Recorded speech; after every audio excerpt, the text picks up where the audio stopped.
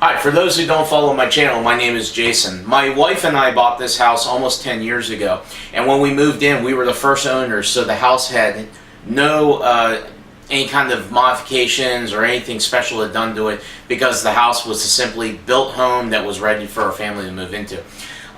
Earlier, a couple years ago on this channel, I started posting some videos of our attic project where we started finishing off our attic, and it was kind of a slow go because we were pretty much cash flowing the whole thing and just kind of nickel and diming it as we could. So in this video, I would like to spend some time taking you on a quick tour into the attic to kind of show it off, because I never got a chance to actually show kind of the finished product.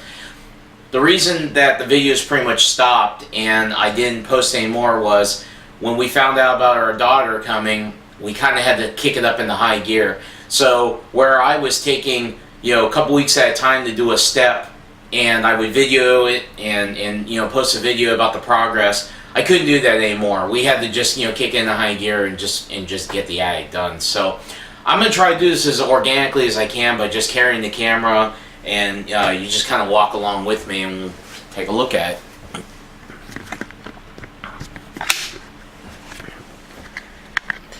Okay, so the original access to the attic was right here, or still is, but the drop-down ladder is obviously gone. Now, this is one of the steps we haven't completed. I need to build a little drop-down door that will just cover this, and I'll just trim around it to just make it look nice. So right now it's just kind of this gaping area here. But you'll see that it's obviously closed off to keep people from falling through, and you'll see that upstairs. The only switch to the lights up there was this at one time. You hit this switch and it turned on one little incandescent bulb upstairs, and that was all there was. And at one time I expanded and added lights upstairs, but when we went to rewire and do everything upstairs, this light actually became, or I should say this switch actually became the light for the stairwell. And there is a video on the channel, I'll link to it down in the comments, of how we built and installed these stairs. This was a linen closet that is back. The back behind it was another closet that's part of the room that's over here, and we took the wall out and built this in, and then refinished the other closet. So the other closet still we maintain maybe about 2/3 of that closet's use. So let's go on upstairs.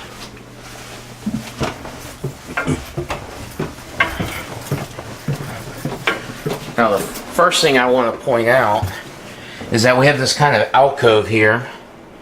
It's really hard to see with the camera here. I'm going to try to use a light on my phone. There we go.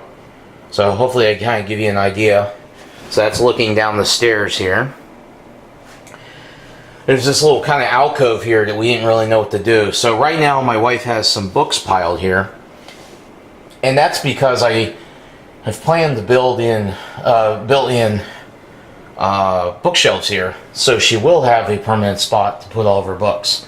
So as she comes upstairs, she can just simply grab a book, and then she can go up and sit down and read. So that's that. I'm gonna try to show this the best I can. In fact, let me turn around here. There's a doorway essentially right here. Might be a little hard to see because it is a little dark back towards the stairwell there. That doorway opens up into the actual first room of the attic. And what this room is what we're calling the train room. And as you can see, we have the train layout that we started building about a year ago. And it opens up into this whole room. So I'll try to walk and kind of show this the best I can. You can see that the ceiling is not super high, but it's high enough for me or my wife. We're both short. I'm 5'6". The ceiling's probably right around like maybe 6'10", somewhere around that maybe. You can see how the ceiling obviously angles down quite a bit, being that that is the actual roof. Now, to put that stairwell in, we obviously couldn't just have a hole in the floor because we couldn't have people falling in. So part of the build process when I was framing everything was I framed in this little cove, if you will, these two small walls to build that little area around the stairwell to protect it, as well as it actually gave me some more wall space to hang things and start storing things where I could set stuff against it if I need to. And as you can see, these are all the trains we have. These tackle boxes are full of N scale trains, and this is all H, O, O, N, and Z. Quite a bit of trains there. Then we kind of set up this is supposed to be kind of a temporary makeshift kind of workspace, because eventually the plan is to build one nice long bench all the way down here coming off the wall, and then put drawers and whatnot underneath it in certain places where I can sit with your legs underneath, but also have drawers for tools and storing other parts and that sort of thing. And so that's essentially this room here. We did go with some track lighting that seemed to kind of make the most sense. We could run it right down the middle of the room, and then just pop on as many light heads as we need within the current rating of the track, and then just rotate them and point them where we need them. Now you can see that only 2 lights are facing the where I'm standing now. The rest are kind of focused on the layout, because as we work on it, having some good adequate light has been very, very helpful. Both rooms as well up here both got single mini split AC systems, which have worked very well for us. Keep it very cool up here, and it keeps it pretty warm as well. They're heat pumps. So, and in our temperate climate, or we don't get too hot or too cold here, typically in Virginia. So those have done very well for us. Keeping the environmentals up here. And of course, a lot of it has to do with moisture. We get a lot of humidity, so the humidity is a big factor when it comes to keeping the environment inside of our houses in here in Virginia cooler, warm, or whatever. It's also keeping it dry. So let's so there's a doorway here. This originally was going to have an actual swinging door. In the long run, kind of decided that it didn't really need it. So we just put this curtain up, which is that's actually worked pretty well for us, because typically this room is either not used at all by anyone but us, or if somebody stays with us for a night or something, they can use the room, and the curtain seems to be pretty adequate. So I'm gonna walk into this room. This is more of the finished room. You can tell in that other room was a little bit more echoey. This room actually has carpet. The same track lighting up here as well. The only difference is that we don't have the full space up here, and I'll explain why here in a second. But up in this room, we simply call it the TV game room. One of the projects is I have a TV stand that I'm building that will go here underneath this TV, and we have our full, or at least our mostly complete Nintendo systems collection. We've got a complete set of consoles. We don't have all the games, obviously, but we have a full set of consoles. Those will all go up here set up, so at any given time we can come up here and play games on this TV. I also have my guitars and amplifiers and all that stuff collection up here as well. This was kind of the only place they could go, considering the old room we used to keep a lot of stuff in is now our daughter's room. Another hobby of mine is, and actually my wife's as well, we collect vinyl records, and we finally have a nice place to hang some of our favorites. This is only probably about half of my frame collection that I've hung up here, but there's some of my favorites that I've hung up. I've got more down here that still need to find a home. Not sure if we're going to find a home up here, just as we're running out of wall space. Probably add one more row underneath these 2 rows here that are currently on this back wall. This is just a futon type couch that can also flip down and become a bed. hence the basically being a guest room when needed. So that's always that's been one of the goals of this room up here, was to also serve for that as well. So the reason this room is only like half is, one, we wanted to maintain some kind of storage space, but we also had a issue with running right down the middle of this part of the attic is this double up beam. I believe it's a 2 by 12.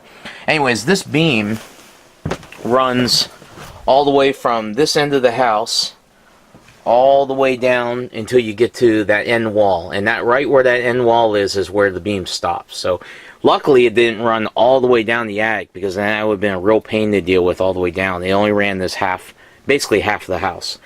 So the plan was to somehow kind of hide it, and the idea was, let's build the walls so that they are framed right on top of that beam. And that's what we did here. The wall is actually framed right on the beam.